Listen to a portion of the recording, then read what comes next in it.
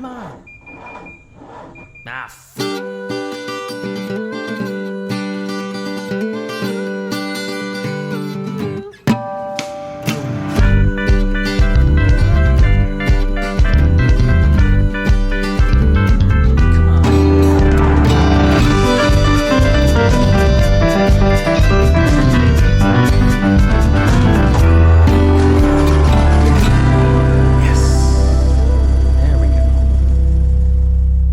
Hey everybody, Nick from Check Engine Podcast here. I am sans two hosts, so I'm going to try to carry the weight of this one by myself.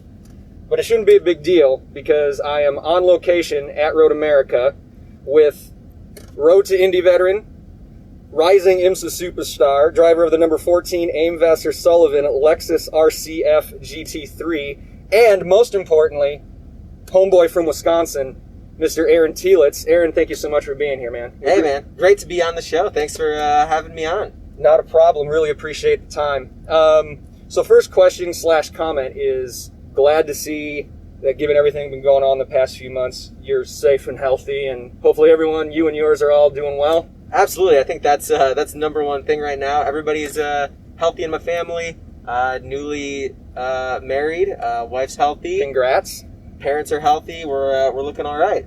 So that's good to hear. So how does a driver stay busy during the delay? Like, what did you do? To be honest with you, I wouldn't have been busy at all if we hadn't just bought a house. And we had, I found out really fast that there's a lot of stuff to do at a house. Not only we had like some home improvement projects we were going to do, and that always takes more time than you think. And then like little things that wives manage to find every day that you have to do, it feels like. That keeps me plenty busy at home. So I had a lot of home improvement projects to do. A lot more time to ride my bike this spring than I'd normally have, which was nice. Yeah. I appreciated that. Yeah. All right, are you here? Where's the house? Oh, sorry. I live in Minneapolis. Okay. I live in Minneapolis. Got Yep. it. Yep. Used to live in northern Wisconsin, a little town called Birchwood, Wisconsin. Lived there my whole life up until I started doing the racing thing. Moved to Minneapolis about 5 years ago. Cool. So that's actually great transition. See, I knew I brought you on for a reason. But the obvious answer is pace and talent. But how does a kid from the woods of northern Wisconsin end up in the upper echelons of motorsports? Like, what's the racing scene in Birchwood? Like, how did it even come into your consciousness? I mean, my dad loved racing his whole life. He used to work on dirt track cars, modified super stocks at local dirt track. He used to build Yamaha snowmobile engines for ice drags up in Eagle River, Wisconsin. So he's just summered in Eagle River. Love that place. Yeah, man. yeah. I mean, he just loved racing. And so I have an older brother, Ted. And when Ted was, I think, 10 years old, my dad found out about go-kart racing, got Ted a go-kart. I saw the go-kart. I wanted to get a go-kart too, obviously, then.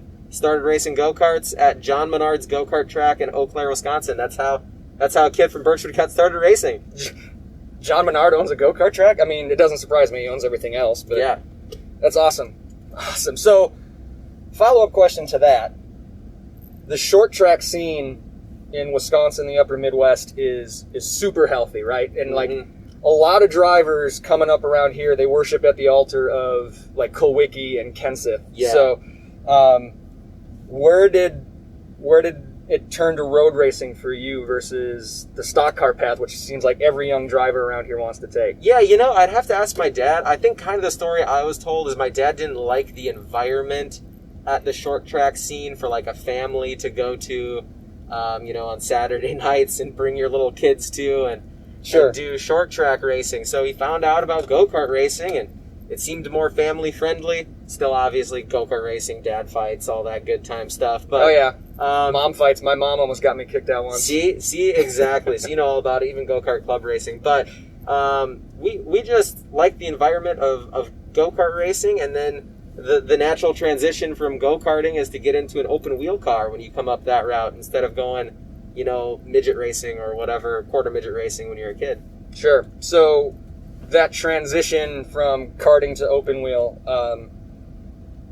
how did that really come about? Was it like that one person that kind of stepped up with some funding? Like, who kind of propped you up to that level, or were you kind of scraping and scrapping away to get there on your own? Or yeah, so my first introduction to car racing, I begged my parents to do a Skip Barber racing school. Yeah. When I was 16, they got me a Skip Barber racing school when I was 16, and then they asked me, like, do you want to try doing the Skip Barber, at the time it was called the Karting Scholarship Shootout. They'd invite go-karters out to try out to win some scholarships. And they're like, if we do that, though, like, we can't afford to do go-kart racing, too, because everybody knows racing is expensive. Yep.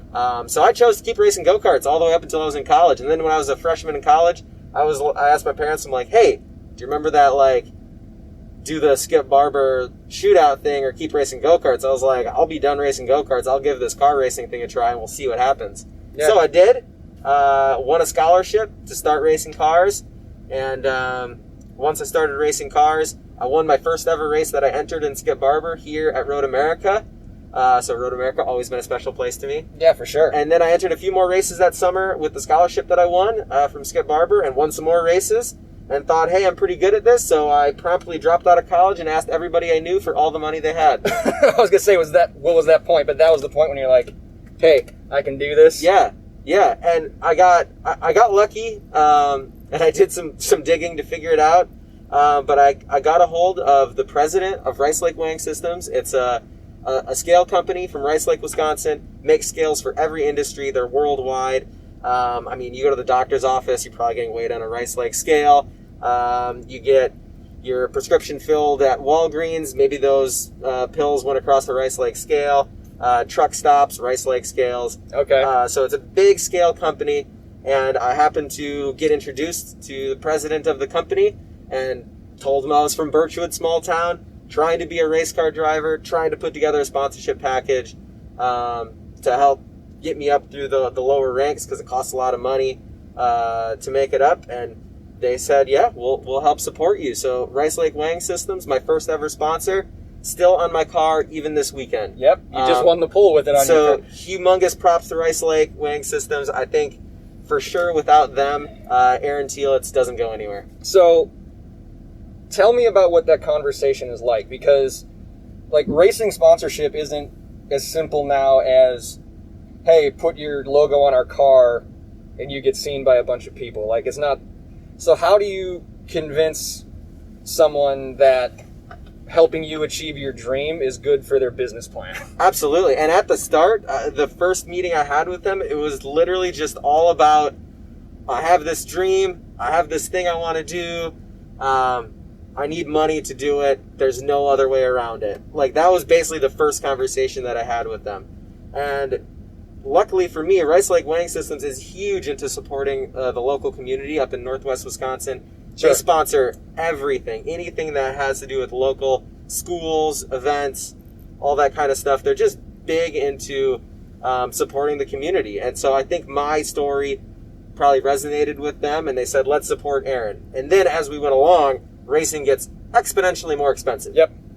Maybe at first it's pretty expensive, and then it gets like way too expensive as you go. And so then your sponsorship pitch has to change. It's no longer, this is my dream, because there's a point when dream money becomes not okay anymore. Right.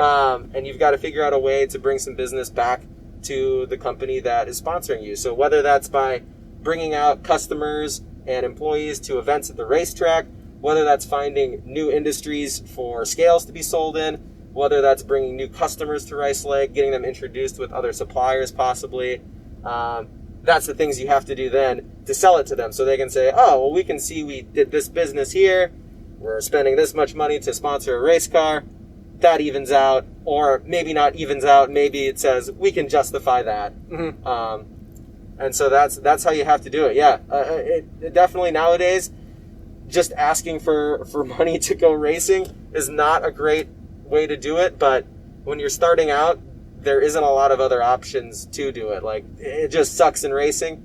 To get into it, you gotta have money. If you don't have money, well, you gotta find it. You gotta find it. Better find it.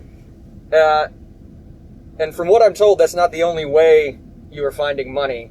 I heard about this little painting thing you had on the side. Yeah. Oh, so yeah. my girlfriend is a painter, so she wanted me, like, you've got to ask Aaron about his paintings. So tell us about that, and can we see them anywhere? Like, how'd you get into that? It seems like complete opposite of what you're doing as a day job. I mean, it kind of, painting came about a couple of years ago. I was watching Bob Ross videos on Netflix when it came out, Chill with Bob Ross. So was I. And I was like, this guy's great. And he keeps on saying in all of his videos, like, pull out your paint set and paint along with me, or drink your iced tea and have a nap or whatever. You know, he said something like that at the start of every one of his shows. And so I, like, jokingly told my girlfriend, wife now, at the time, hey, maybe I'd paint like Bob Ross does. And so for Christmas, she got me a Bob Ross paint kit. Nice. Just kind of out of the blue. So got a Bob Ross paint kit, and I did my first ever painting, and I was like, oh, well, that looks okay. Like, that looks like what I was trying to do. And so I just went from there. I started following along with Bob and some of his videos, and then I got good enough where I was like, oh, I can just paint my own scenes. I had some friends send me photos of cool scenes that they liked from their cabin, or maybe they wanted a specific mountain scene painted. Yeah. And I would do that for them. And it was really just a relaxing way for me to kind of take some stress off. It was when I was not having a ton of success in racing in 2018 in my Indy Lights season, where I had a terrible crash, out of money, no money to race. Brian Bellardi kept letting me race, even though I owed him way too much money. And so I was just stressed out all the time, and painting was just a way to kind of relieve some of that stress for me. Is there a spot where, like, if any of our listeners or anyone else wants to go, like, see, like, do you have them posted anywhere? Can we go look? Or? Yeah, I've taken a lot of photos of all my paintings, and they've been on Facebook over time. I don't have anywhere where I have them all, like, in a gallery or anything like that. I've sold most of them. Okay. But if you want a painting, you can just DM me, slide in my DMs and say, hey, Aaron, I'd like a painting. I'll either send you photos of the paintings that I have done, or if you want, you can get on the very long waiting list, because I haven't painted in a while, to be honest with you. Sure. Of a scene that you'd like painted. And I'll get to it whenever I can. I call myself an artist now because I don't get people paintings on time at all. That's perfect. Yep. Did you ever get around to painting Rossi's dog? No, never got around to painting Rossi's dog. He asked, and I was like, I just don't do animals. Like, I'm not good enough for animals. You can send him to Claire. Like, she just painted 2 German Shepherds. Okay. So we can make that happen. We'll do a collaboration. We can make that happen. Yeah. So, you come up through the open wheel ladder. You just mentioned, you had some success in Indy Lights. There was some trouble too. Yep. And then the sports car thing comes up. So you get on with a team, Vassar Sullivan, that also has ties into IndyCar. Yes. But also, I mean, the early part of your sports car career has, I'd say, been pretty damn successful. Are you looking like this might be your home, or is there, if an IndyCar opportunity pops up, would you still be looking to test those waters? Yeah, to be totally honest with you, if an IndyCar opportunity pops up, I'm going to hop at an IndyCar opportunity. I mean, I'm going to hop at any opportunity to drive any car. Sure. I mean, there isn't a car that I won't drive, really. Sure. If someone wants me to drive a car, I'm going to get in it and do it. So I wouldn't turn my back on anything in IndyCar. That's still a dream of mine, to do IndyCar, the Indy 500. So yeah, I'd absolutely do it. How was that test you had with Schmidt team a couple years ago in Hinch's car? Oh, that was so good. That was awesome. I mean, Hinch was so helpful in and out of the car, making me feel comfortable. I thought the test went really well. From my standpoint, thought I did everything all right. I didn't look like an idiot. Wasn't slow. But just nothing materialized out of it, and I'm sure there's tons of factors as to why. Sure. But yeah, I'd love another shot. So, we hope you get it. But in the meantime, you're here. Aim Vassar Sullivan just qualified on the pole here at Road America, a track that's very special to you, as you just said. So, thoughts on this weekend? BOP is frozen for the rest of the year, from what I hear. So it's not like they're going to reach up and neuter the Lexuses anytime soon. So yeah, I mean, I don't know about that. Honestly, I'm so new to sports car racing. People will ask me about the BOP all the time, and I have no idea how it's going to work or what's going to happen. I just drive the car, do what the team tells me to do. We'll let the team officials deal with the BOP. But Yeah, so far, obviously, the weekend's going great. Our Lexus RCF GT3 car's got awesome pace here at Road America. Tomorrow's looking a little weathery. Yep. Possibly some rain rolling in, so that always shakes things up here at Road America. But either way, it's gonna be a great weekend for us. Jack Hawksworth as a co-driver. You had, or he had said that on one of his Sports Car 365 articles that you two both kind of like the same things in a car for the most part. How's he been as a teammate? Being that he's got 4 years experience in this car, getting you up to speed a little bit? No, he's a great teammate. Almost, to be honest with you, the perfect teammate for me that I can even think of in sports car racing right now, just because he's recently came from the same system that I've came from through the road to Indy. He got to be an IndyCar driver for a few years, and then has transitioned to sports car racing, and he's got years of experience in the Lexus, and so it's great for us to be able to be in the same car just because we do like a similar car. If I've got any questions, he knows my background. He's going to be able to answer it in a way that I'm going to understand, and we can go from there. So when you say you like the same things, do you guys like a car that's, drives with the front end? Do you like it neutral? Like, what do you guys look for in a car? We're looking for the same balance, the same neutral balance, but even beyond that, we like the way the brake pedal feels to be very stiff, like it would be in an open wheel car.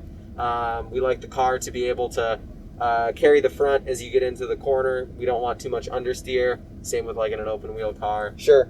You'd like that. We just like those sort of feel characteristics of the car that maybe some drivers that are only sports car might like a different brake feel, might like a different way the car enters the corner. But yeah, just helps that we come from the same background. Is there anything that he asked for on a car at this point where you're like, no, fuck that? No, not yet. I mean, we haven't had anything like that yet. Normally we kind of come up with similar ideas, similar directions to go, certainly, in the car. So we haven't had any car arguments yet. That's good. That's good. He had said last year that he thought the area to improve here was with tire temps, managing that, and then degradation and wear. Like, from the practices so far, do you feel like you've got that little bit figured out? Yeah, we think we're better than last year, just based on the little bit of practice that we've had, but we haven't done a long full stint yet, so we really don't know where we're at yet in terms of tire wear, but we think we're better than last year. I know that the Ambassador Sullivan guys did quite a bit of testing on the tire wear issue, and I think we found some things that should help us hopefully this year. So far, like at Daytona and Sebring in the sprint races, Daytona it rained, so that helped our tire wear when the track's wet, wear the tires very much. Right. And then at Sebring, we felt our tire wear was pretty good there as well, so we're hoping here at Road America that it's also going to be okay. But like I said, we won't know until we go. Right.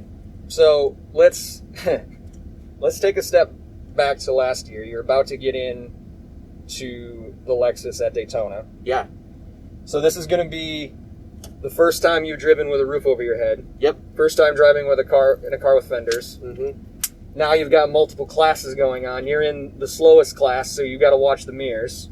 So talk about that transition. How long did it take you just to adjust and get used to the fact that there's so much going on around you and the different driving style of the car and all that? Yeah, I mean, it took me pretty much the whole first day to really feel comfortable in the car, out there with traffic, because, like I said, you get in the car at Daytona at the Roar and you just kind of go out there with all the other cars and see how it goes, basically. Right. But the first thing to me that was weird is just how big the car seemed versus an open wheel car. I was going down pit lane at Daytona, and you get to the end, and you got to go around the narrow bend to get onto the racetrack, and then to pit lane at Daytona. And I legitimately thought, like, is the car going to fit through here? Because it just seems so huge. But once I got used to the sight lines, it just turned into another race car for me. Yeah. Yeah. Very cool. I'm gonna do the best I can with this question to make it not seem like a slight, but from what I've heard, I listen to a lot of podcasts, I'm big into this stuff, it seems like there's a belief that sports car racing is like kind of a last resort for drivers. Like, you see a lot of guys transitioning over from other things. Outside of a few guys, maybe like a Dane Cameron or a Nunez, they don't come up all the way through just the sports car ranks. But I'm sure you get into the car here for your first couple times, and you're like, holy hell, these guys could drive. Like, the talent field here is super deep. Yeah, I wouldn't call it a last resort. I don't think that's what it is at all. That would be like calling DTM a last resort. Why would you call DTM a last resort? That's like top of the line. They're top of the line cars. Top of the line cars. ELMS, that's not a last resort Hell by no. any means. Again, not my words. It just seems to be kind of a stigma out there. I wouldn't call it that at all. You come up the open wheel ladder because that's the best way for you to hone your craft as a race car driver. Sure. I believe. Come up the open wheel ladder. You go up it, and as you see opportunities to drive other cars, you drive other cars. And if that opportunity leads you down the sports car path, you take it. And to be honest with you, think of how many more seats are available in the IMSA paddock versus the IndyCar paddock. I mean, it's just simple math. There's two drivers in the car. Exactly. It's not hard to do. It's not hard to figure out. Yeah, you don't need to be rocket scientist for that. It's not that it's a last resort by any means. It's in my opinion, it's simple math. There's only so many race car seats you can have, and as the drivers go up through the ranks, they're gonna float out to wherever they find their seat. And once you get to once you get to sports cars, it's not like you can't go to IndyCar at all. Right. I think Simon Pagenaud, I'm pretty sure he did sports cars before he went and did the Schmidt ride. It's not the end of the road at all, so I wouldn't call it a last resort at all. Cool. Yep. One of the reasons why I'm a fan of yours, besides the fact that you're a hometown guy and you got to root for your own, is like from the shirt I'm wearing, the I'm Faster Than Aaron Telitz shirt. Style sold you with a Bob Ross shirt. It seemed like in a world where you're representing so many high-profile partners, and you need to be so professional. You're able to kind of loosen up and have a little fun with it too. Yeah. So, where did that start? Did it take talking into man, is people gonna take this the wrong way, or is that just kind of your personality all the way through? No, I think it was my personality. I think it's different because I'm not one of the kids that since he was 13 years old, he knew he was going to be a race car driver. I wasn't like that. I was 13 years old. I was just racing go-karts for fun. I would have had no idea I'd ever be here racing on an IMSA weekend or even into Indy Lights or anything like that. Absolutely no idea. And so the way that I came up, I went to college for a couple of years.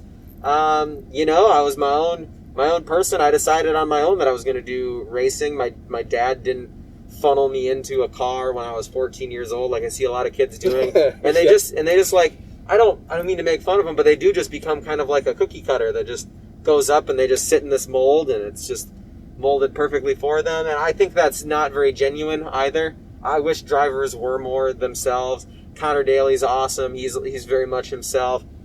Sage Karam, whether you like him or don't, he's Sage. Even though he came up at a young age. He was always himself as he went up, and you can't fault him for that as well. So I think that's important to have your own personality as you go up. Well, I think it's helpful too because you can, when it comes down to speaking with partners or potential partners, I heard Pagenaud, I think in an interview say he was so focused on just driving and engineering, he would get into normal conversations. Yeah. And not really know how or where to contribute. Right. So, the fact that this kind of makes you more well-rounded in that sense, No, it's a big bonus. People are looking at you off the track just as much as they are looking at you on the track nowadays. As much as that kind of sucks to say, if you've got a good personality, you're gonna get race car rides too. Yeah. Then you're getting it on talent, not just your personality. That's not where I'm trying to go. Yep. You got pace. Don't worry about it. So shifting gears a little bit here. This got put together through a mutual friend of ours, a guy by the name of Steve Welk. He's been a guest on this show. What is your best Steve Welk story? Oh, best Steve Welk story. What do I have here? Best Steve Welk story, I think it was 2014 racing USF 2000 for Arms Up Motorsports, which is a Wisconsin race team. Yep. And we were, I'm trying to remember where we were, possibly in Indy, somewhere. Doesn't matter. We were at a race, and we decided we were going to go out and go rental karting. And Steve came with. And Steve used to be a really, really, really good go-kart racer, and he did car racing as well. Good in cars, ran out of money. Classic story. Yep. So he just wanted to absolutely destroy us in go-karts. And I had never seen Steve just like absolutely manic in a rental go-kart in Indianapolis. I think maybe it was Sarah Fisher's or something like that. And he was just going nuts. The guy is so competitive in anything he does. We go for a bike ride, he's got to be the first to the top of the hill. You know, we go and play pool, he's got to beat you at pool. We play chess when we go, we hang out at his apartment in Milwaukee, and he gets pissed if he loses in chess to me. So he's just really, really intense when he's doing something that you can win at. Like, if there's something you can win at, Steve's going to win or figure it out. He had to still show you guys that he had it. Correct, yeah. Like, he had to show us that he had it. If all the stars aligned, I could still do this. Mm-hmm. He's a great guy. He's been awesome. He's been awesome for us. So, all right, last few minutes here.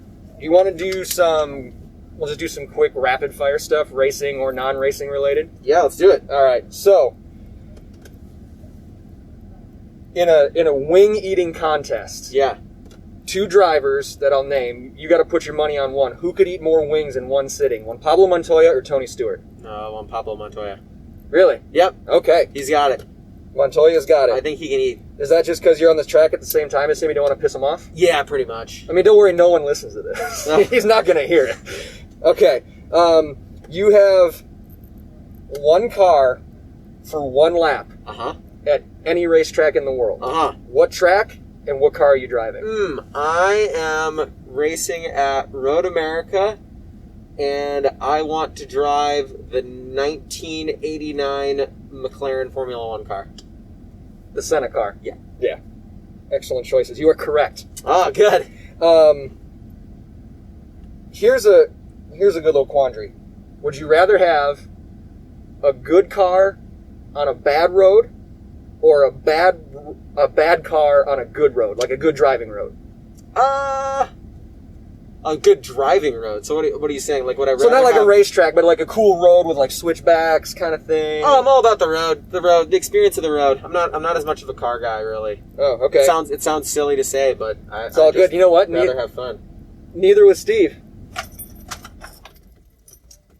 No, I just need my shirt, which is in the middle there. Oh, That's it. I'm sorry. We'll edit this part out. Don't worry about Thank you. it. Nope, it's staying in. Staying in. Well, why, are you doing something? Just a podcast, real quick.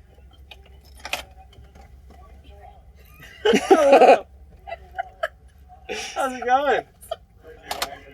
Thank you. You know Steve's mom? No, that was Steve's mom? Steve's mom. Oh, hi, Yeah. Steve's mom. Steve's mom. We were just incriminating your son. interrupting the podcast. Oh, good. Yep. Toilet paper, over the top or around the back? Oh, it's gotta be over the top. Incorrect. No, you don't go around the... You don't go around the... You drop it down the back, dude. All the No, time. you It's way easy to tear off that way. No, you don't. It goes over the top. Nope. It comes over the top at you. No, you're wrong, but that's okay. Well, I digress. Okay. I digress. Okay. Who was your best or like your most memorable rivalry or benchmark coming up through the ranks? Like, is that like you're looking at the timesheets and the first name you're looking for besides yours is like, okay, where's that guy? Oh, yeah. Yeah. So, I've got a couple. Number one that came up through the ranks with me all the way through to even Pro Mazda, Jake Edson, came up through Skip Barber with me, through Formula Ford F1600 into USF 2000, and even into Pro Mazda.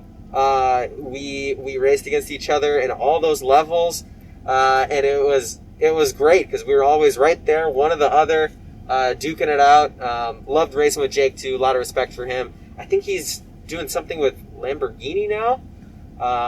Okay, so Yeah. not bad. No, still racing. Jake still races.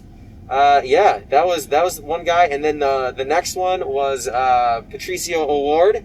I was teammates with him at Pelfrey in Pro Mazda in 2016, and I think he really pushed me to be a little bit more of a aggressive driver, especially in qualifying laps. Just his super fast, aggressive style really pushed me. And then also when we went into Indy Lights, I was always looking at him too. So yeah, those are the two guys. So, just for the listeners to know, you and Pato were teammates. Yep. He's getting a lot of pub right now, and rightfully so. Super talented, but straight up, same team, cars coming from the same shop. you did beat him and win the season championship. I did. Just let it be known. I did beat him. Aaron Telitz beat Pato Award. I will also in the say season that I think championship. Pato was like 17 or 18 at the time. So we'll say that he maybe has gotten a little bit better as he got older. Age is too. just a number, dude. That's true. That's fair. That's fair. Don't worry about it. Yep. He was there. He was there. He was there. Yeah. So, a couple more of these. So, what is your proudest moment in motorsports? Ooh, proudest moment in motorsports. It was 2016, coming here to Road America and winning pole and winning both races in the Pro Mazda championship races here at Road America. In front of all my friends and family that came out. It was the first time IndyCar had been back here in years. I can't remember how many years. Maybe it was a decade or more. Yeah. But yeah, that was just so proud. Just winning in front of all my Wisconsin fans, friends and family. Going out to Siebken's. Siebken's. Yeah. That was probably one of the better weekends. Better weekends of my racing career. Been to Siebken's once, and had a grand old time. Me and the two podcast hosts went up there Friday night or something after practice on IMSA weekend, and I was in heaven, man, because I was walking up to the bar and talking with Doug Feehan and wished Kevin Buckler from TRT good luck, and it's just like, man, everybody's here. Yep. Like, it's crazy. Flip side of that, biggest hit you've taken. Oh man, 2018 qualifying for race 2 in St. Petersburg. I was already on pole for race 1 in qualifying 1.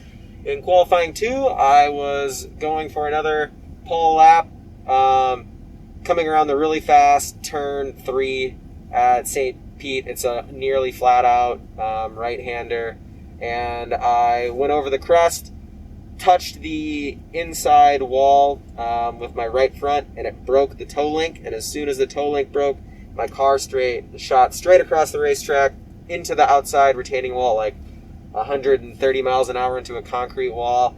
My head hurt, my shoulder hurt, my knee hurt. My car was broken. There was a hole in the side of the tub. The engine was in multiple pieces. The gearbox was in multiple pieces. And that was the biggest hit. That's the biggest hit I've ever had. So that one was a write-off. That was a write-off. That car went bye-bye. And then you started selling paintings. Then I started selling paintings. So I was like, oh man, I'm going to be paying this one off for a while. Yep. All right. Last one of these before we'll let you get out of here. Was there been a time, maybe end of a race, you're in a real hot battle with somebody, where like you made like a conscious decision, like, okay, what I'm about to do here is going to be pretty questionable. It's going to be considered maybe a little cheap or dirty, and I'll apologize or deal with that later. I just got to go for it.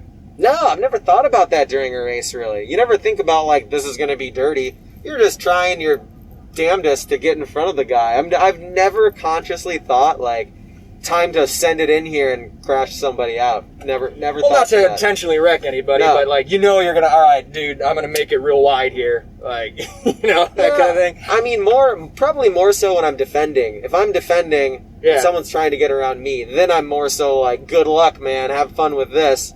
Like, try and get around my car now. I've done that, but when I'm doing the passing, I've never done any, like, time to dive it in there and hope it sticks. Like, that's just not a great way to do your... Don't be silly, just going to send it. Do your race strategy, yeah. Yep. Well, good. You're a clean racer, too. That's all the more important, right? Hey, man, we're a little bit over time. I know you got a really busy schedule, a really big weekend ahead of you, so we'll wrap up. I cannot thank you enough for letting me sit down with you. Really appreciate your time. Best of luck here at Road America. Best of luck the rest of this year moving forward. Awesome. Thanks so much. Wish you all the best. Yeah, thank you. Let's get her going. Thanks for having me on. All right, everybody. That's been Nick for the Check Engine Podcast with Aaron Telitz and Steve Welk's mom. And thanks for tuning in. We'll talk to you again real soon.